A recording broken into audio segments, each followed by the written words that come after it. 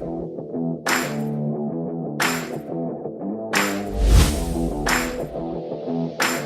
hello, everyone. This is Wilson Cole, and I'm president of Adams, Evans, and Ross and Backdoor Hiring Solutions. And I have our in-house attorney and my daughter, Samantha, with us. How are you doing, Samantha?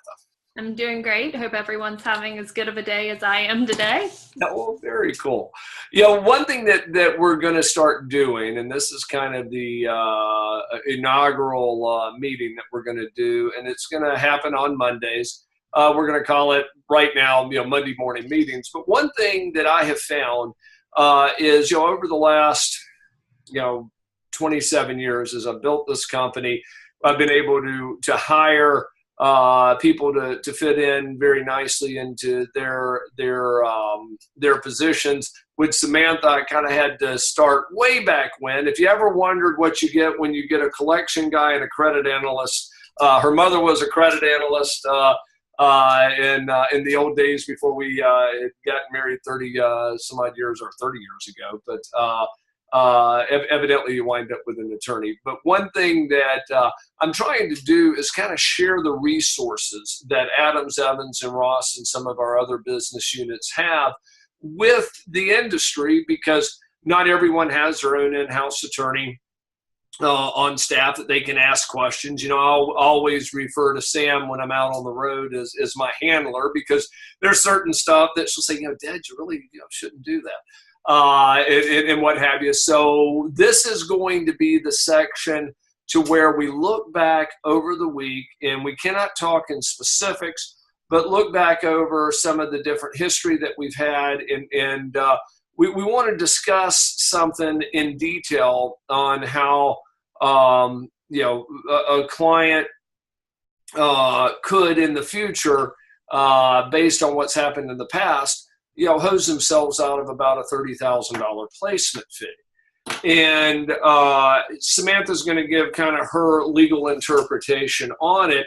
But the hypothetical situation is this, and everybody hears me say this. I mean, I've said it for 27 years.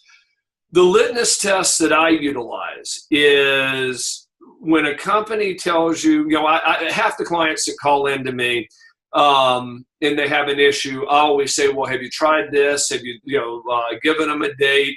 And there's a couple of hoops that I'll tell them to go ahead and, jump through before they turn it over to us, because they may be able to get it collected on their own.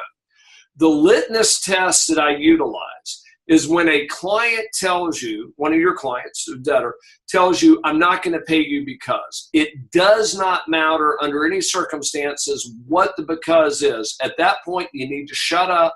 You need to get ourselves involved. If you have a local attorney, you need to elevate it, because anything that you say going forward it could come back and bite you in the butt.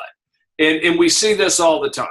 Sam, can you kind of give me a hypothetical situation of some of the craziness that you've heard clients say after the debtor tells them, I'm not going to pay you because?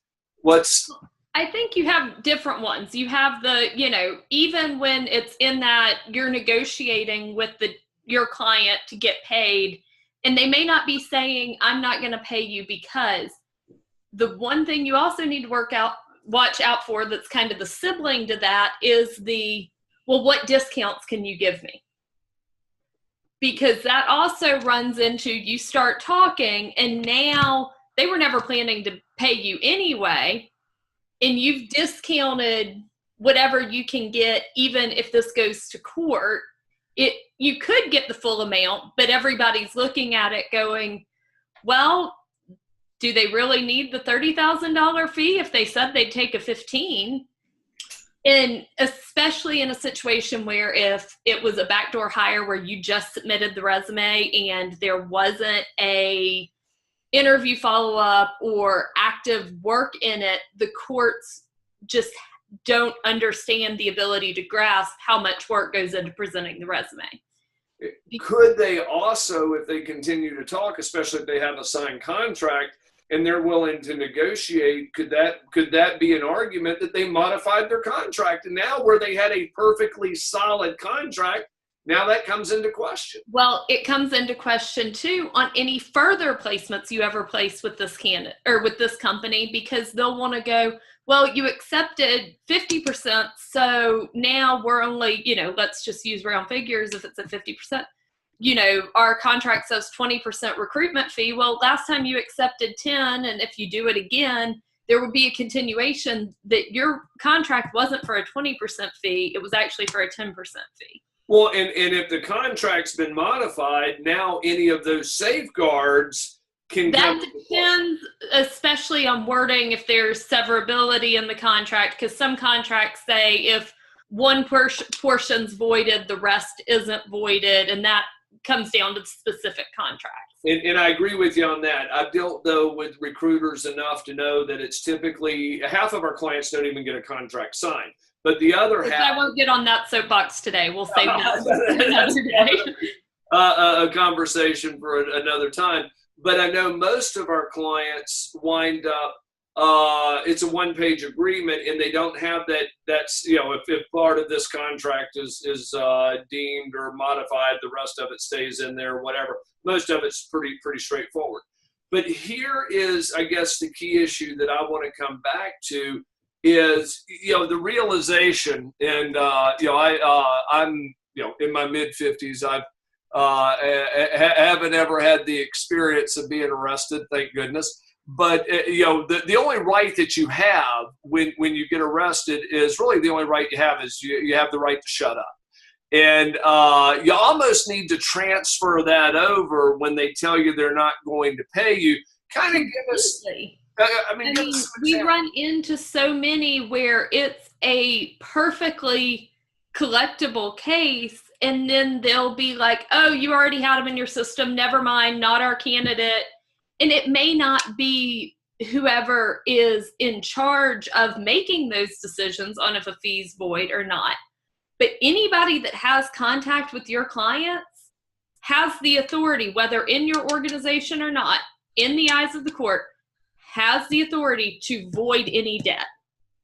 So if a recruiter that is working for you, let's assume it's not you, you're the owner of the recruitment agency, but you have a recruiter, and that recruiter says, you know what, oh, they're in your database. Now, keep in mind, the argument that they're in the database doesn't hold up in court, because if they weren't actively being pursued, you're still the procuring cause. They may have 250,000 folks in that database, and they couldn't have found your candidate if their life depended on it. But if I hear what you're saying, if that recruiter says, oh, they're already in your database, don't worry about it, they just voided out, or the argument could be that they just voided out that debt. Yes. And then I've seen the extremes where under no circumstances do you owe us a fee. Okay, well, at that point, you've now cut the legs out from anybody that you may hire, whether it be us or your local attorney, to go after any of the fallback plans. Okay. Because you have the contract first, but then there's 2 or 3 fallback plans that we can use, or local counsel can use, or things along those lines to argue, well, if you say under no circumstances, at that point, you've just voided any fallback plans. Absolutely.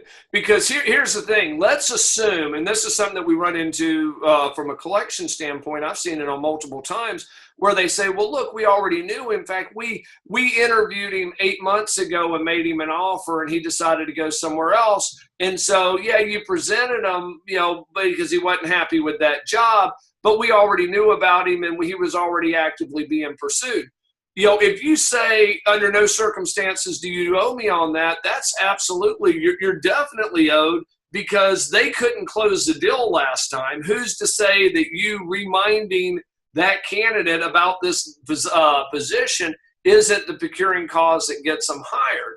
And so there's so many different pitfalls that you can run into that you cannot cover yourself enough by gauging your speech or things along those lines. So really the point of this entire video is, when they tell you that they're not going to pay you, look at it as you've just gotten arrested. You need to shut up, because anything that you say going forward it is not going to help your case. And if there are attorney request information, and that's something I know it's your field in your industry, Sam, but that's something that always drives me nuts, because you can kind of explain when they ask for that information, they're not looking to get our client paid. They're looking at building a defense on why their client doesn't owe the fee. And so kind of elaborate on that a bit. I mean, that's, again, if we use the Miranda rights, you have the right to remain silent, you have a right to an attorney. I don't think we'll have the whole jury of your peers here to help decide the recruitment process, but you need to have somebody who's watching out for your interests. Okay. When I reach out to a debtor, I am always clear that they have a right to get their own attorney. That's not my responsibility. That's not my interest. Is not theirs. I'm glad to find mutual ground. I'm glad. But at the end of the day, whoever is hired by that person, follow the money. That's who's the responsibility. And so if there's an attorney that works for that company and they're requesting information, rest assured they're not looking at the information, figuring out how to get you paid. They're looking at that information on why they don't owe it and building a defense for their client. And that's something that, there again, conversation for another time, but we have debtors on occasion that come in and they get passionate about their position, and they just, they'll jump at, send something over an email, whether it's in collections or if it's gone to legal with Sam. And 9 times out of 10, when they're that passionate, they say stuff that absolutely proves our point. Conversation for another day, because we had that situation just a few weeks ago where the debtor in their response email proved our point and actually identified some issues that we weren't aware of.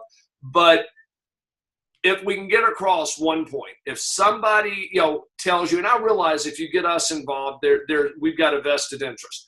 That is why years ago mentally was, I kind of had the checklist before a client would turn it over to us, because I know not every answer to the question is turn it over to us.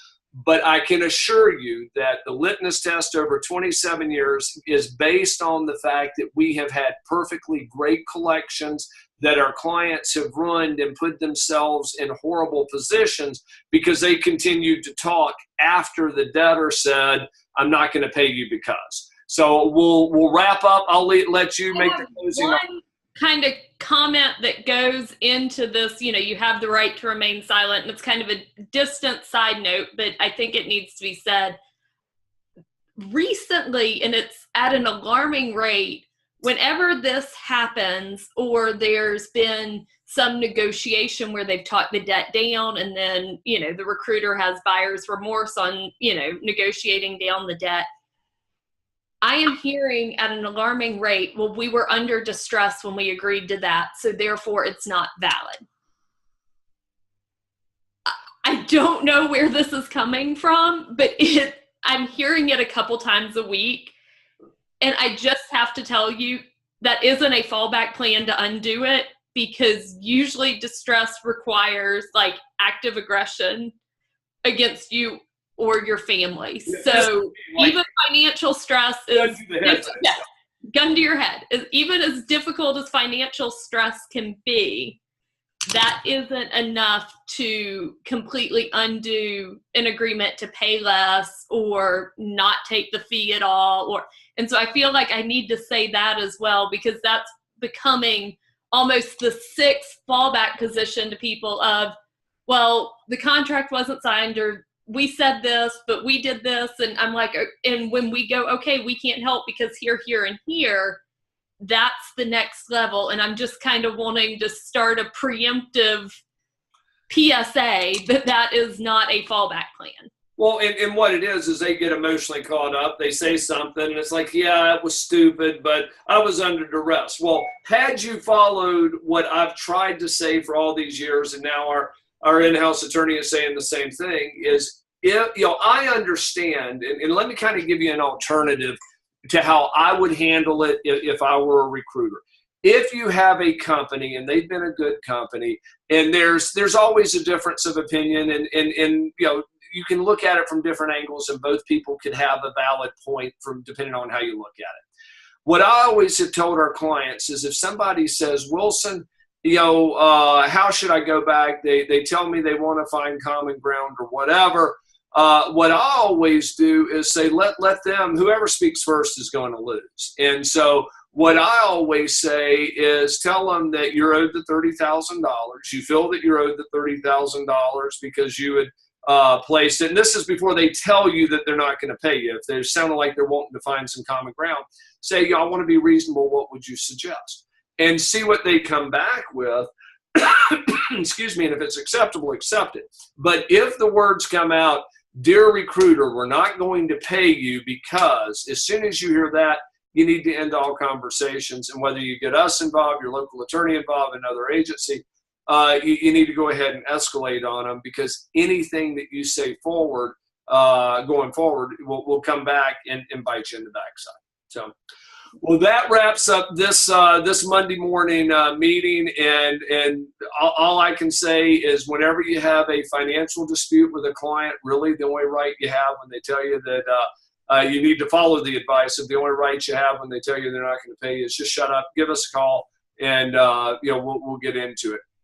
If you have any questions, or if you have questions that you want us to discuss in a future episode, excuse me, we can't give specifics, but we can certainly give generalities, and Samantha can give generalities to the law.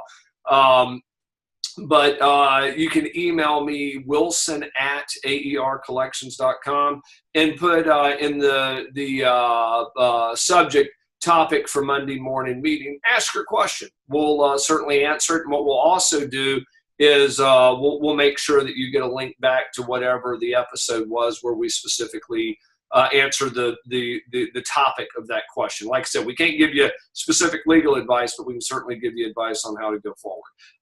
But that covers it, Sam. I appreciate your input. I'll see you next Monday. See you then. Okay. Bye-bye.